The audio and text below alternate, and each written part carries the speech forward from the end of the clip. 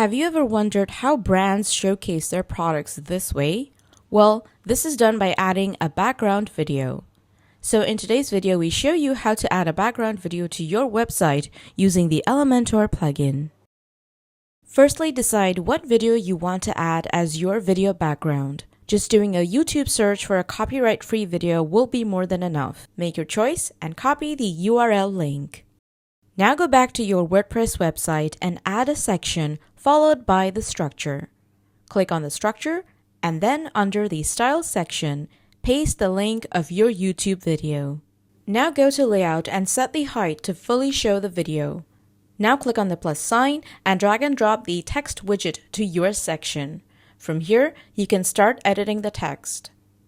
Under the Style section, you can do further edits to your text.